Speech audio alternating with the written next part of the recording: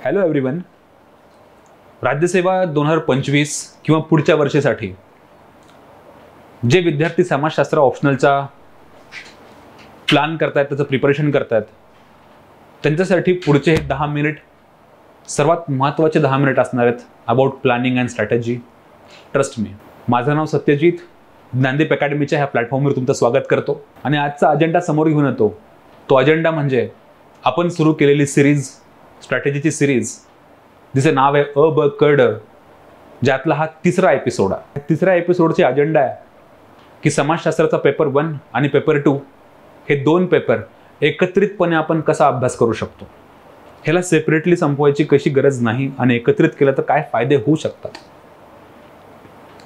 समाजशास्त्र हा ऑप्शनल जास्तीत जास्त प्रिफर करण्याच्या मागचा विद्यार्थ्यांचा जो कल आहे, जे पॅरामीटर्स ते दिसतात की एकतर सोपा नक्कीच आहे, लवकर संपतो आणि अधिक मार्क पडतात.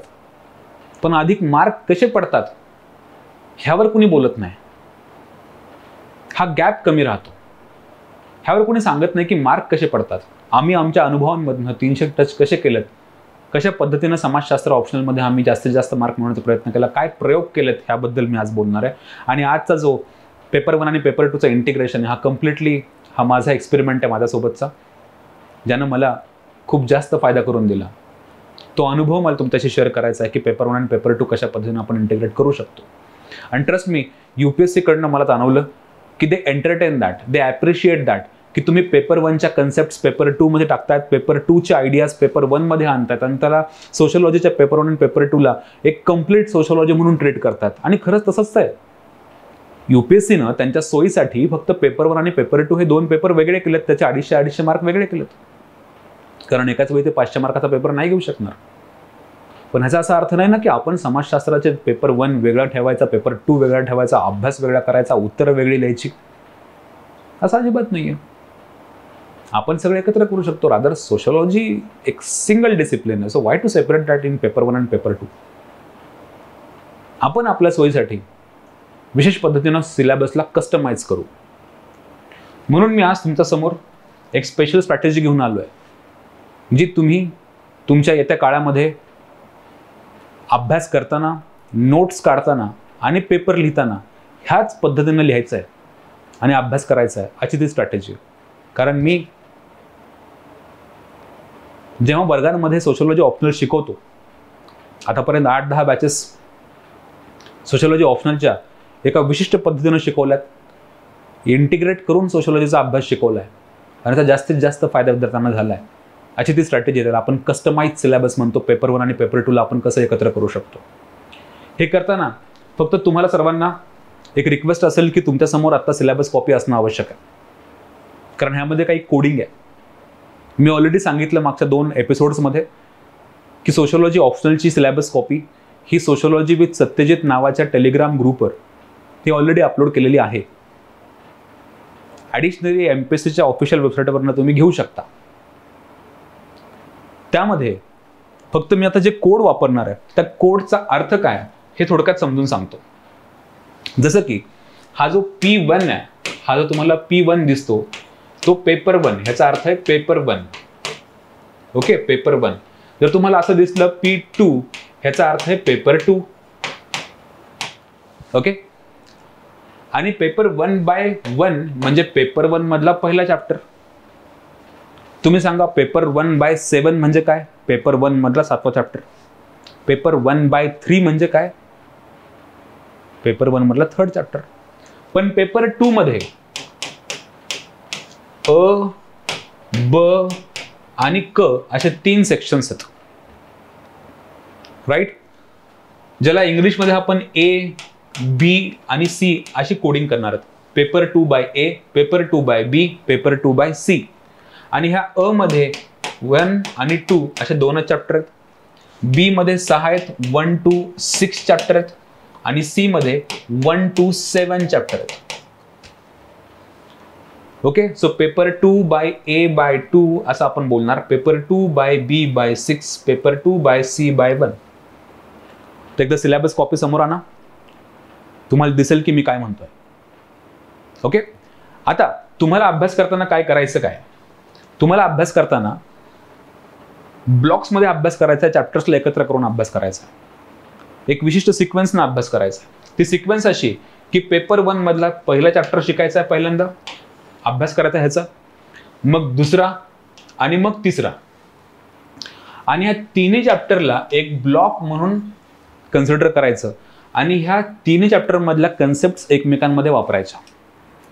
जसं की चॅप्टर 2 मध्ये प्रत्यक्षवाद तुम्हाला शब्द असेल, चॅप्टर 3 मध्ये गुणात्मक आणि संख्यात्मक पद्धती असतील असा शब्द असेल, तर हे दोन एकमेकांना इंटरलिंक करायचं. ते तुम्हाला जेव्हा थोडी डेप्थ येईल, 2 रीडिंग होतील सोशिओलॉजीच्या, तेव्हा तुम्हाला कळेल की हा एक सिंगल ब्लॉक बनतो, ह्याला एकत्र शिकायचं. आणि कधी ह्यावर प्रश्न पडला तर इकडच्या कन्सेप्ट वापरल्या, चॅप्टर 3च्या वापरल्या, सेकंडमध्ये 1च्या कन्सेप्ट वापरल्या, असं इंटरलिंकेज करायचं. मग जो सेकंड ब्लॉक येतो, तो सेकंड ब्लॉक हा जेव्हा तुम्ही पेपर 1 मधले 3 चॅप्टर सलग अभ्यास कराल, त्यानंतर तुम्ही डायरेक्टली जाल पेपर 1 मधला 4th चॅप्टर, जो आहे थिंकर्सचा किंवा विचारवंतांचा. ह्या थिंकर्सला जर तुम्ही अभ्यास केला आणि मग लगेच पेपर 2 मधला A/1 तुम्ही ऑब्झर्व करा, अ मधला हा पहिला चॅप्टर, हा पण कोण आहे? हा पण भारतीय विचारवंतांचा, भारतीय विचारवंतांचा. आणि हे करताना पण एक विशिष्ट सिक्वेन्सनं जायचं असतं. आधी सिलेबसमध्ये मार्क्स दिलाय, पण मार्क्स वाचायचा नसतो, तो संघर्षात्मक सिद्धांत आहे. आधी पॉझिटिव्ह पर्स्पेक्टिव्हने वाचायचा. तर तुम्ही जेव्हा ही सिक्वेन्स किंवा हे चॅप्टर्स एकत्र कराल, त्यात सिक्वेन्स कुठली वापराल? आधी एमाइल डर्खिम, ओके, त्यानंतर marks, Karl Marx, plus A.R. Desai paper 2 मधून, कारण देसाई हे मार्क्सवादी आहेत, दिसतंय सिलेबस बघतायत, देसाई हे मार्क्सवादी आहेत. ते भारतीय समाजाचा मार्क्स दृष्टिकोनातून अभ्यास करता, म्हणून मार्क्स झाला की लगेच भारतामधला पण पर्स्पेक्टिव्ह वाचायचा, A.R. देसाई. नंतर वेबर, नंतर पार्सन, ओके, नंतर जो येतो तो येतो मर्टन, आणि मर्टन नंतर तुम्ही वाचणार मीड, ओके. मग हे उरलेले 2 थिंकर ह्यामधले G.S. घुरे आणि M.N. श्रीनिवास, अशी सिक्वेन्स न जायचं तुम्हाला. परत बघा, डर्खिम वाचणार आधी, मग मार्क्स वाचणार, मार्क्स नंतर A.R. देसाई, मग वेबर, मग पार्सन्स, मर्टन, G.H. मीड, घुरे, श्रीनिवास, असे टोटल 9 थिंकर्सचा एक ब्लॉक आहे. हे एकत्र शिकायचं, हे एकत्र अभ्यास करायचा, 9 थिंकर्स. मग ह्यानंतर जो ब्लॉक येतो, तो ब्लॉक येतो सामाजिक स्तरीकरणाचा. फार इम्पॉर्टंट ब्लॉक आहे हा, है ना. पेपर 1 मधला 5th चॅप्टर, सामाजिक स्तरीकरण, डिजिटल सिलेबस, सोशल स्ट्रॅटिफिकेशन.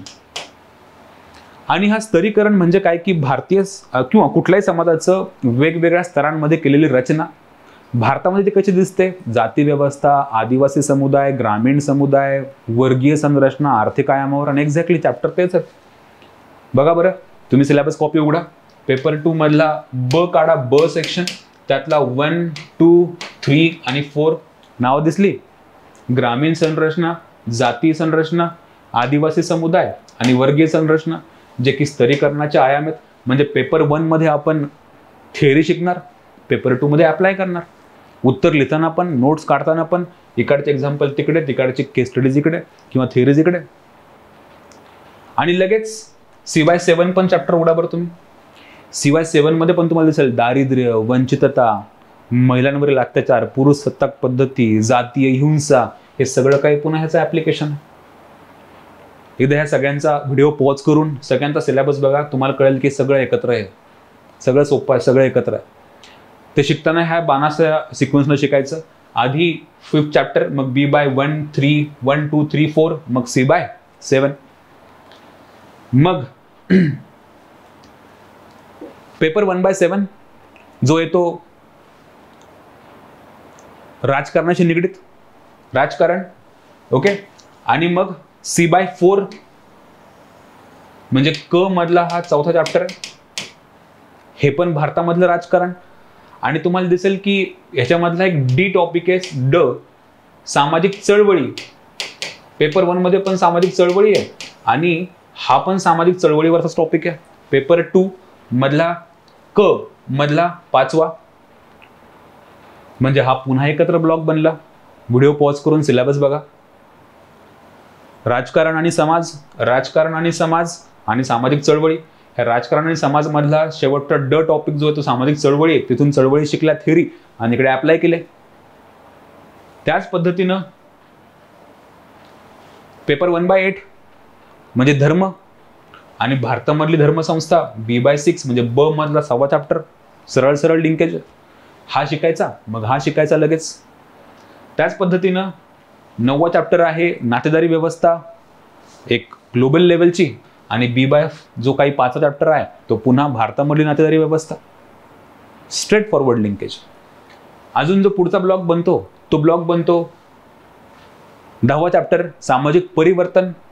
आणि तुम्ही बघा बरं क पेपर 2 मधला जो क आहे ना, पेपर 2 मधला जो क आहे आणि पेपर 2 मधला A/2 आहे, हे परिवर्तनावर.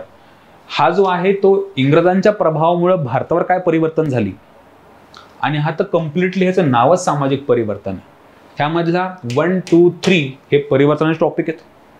म्हणून पेपर 1 मधलं सामाजिक परिवर्तनाची थेअरी शिकायची, इकडे अप्लाय करायची, आणि इकडचे भारतामधले एक्झाम्पल्स आणि केस स्टडीज पेपर 1 मध्ये वापरायच्या. अशा पद्धतीनं आपण ह्याला एक सिंगल ब्लॉक पकडणार सामाजिक परिवर्तनाचं. ही स्मार्ट स्ट्रॅटेजी आहे. ओके.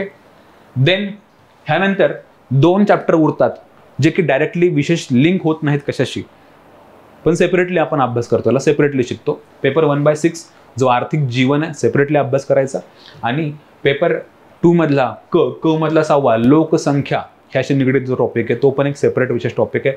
जास्त इकडे तिकडे लिंक होत नाही म्हणून त्याला सेपरेटली अभ्यास करायचा.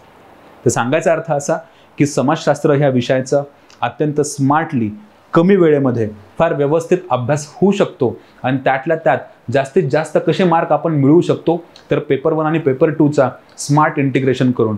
म्हणून तुमच्या डोळ्यासमोर पेपर 1चा आधी अभ्यास संपवतो, मग पेपर 2चा संपवतो. तुमचा पेपर 1 संपला का आमचा पेपर 2 सुरू झाला असं काहीही करायचं नाही.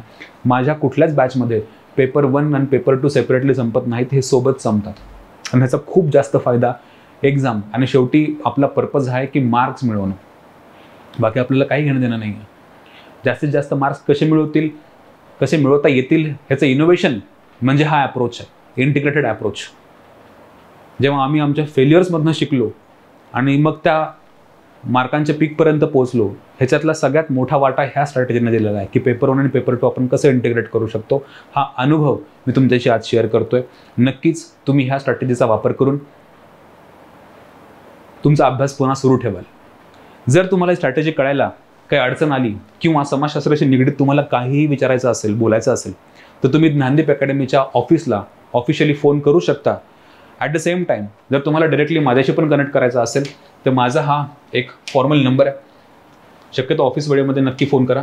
9529295920. आणि टेलिग्राम ग्रुप आहे आपला, जो तिथे सगळा कंटेंट, नोट्स, PDF फॉर्ममध्ये फ्री ऑफ कॉस्ट सर्व विद्यार्थ्यांसाठी इथं आपण अपलोड केलं समाजशास्त्राच्या, ते देखील आहे. तो आहे टेलिग्रामवर सोशियोलॉजी विथ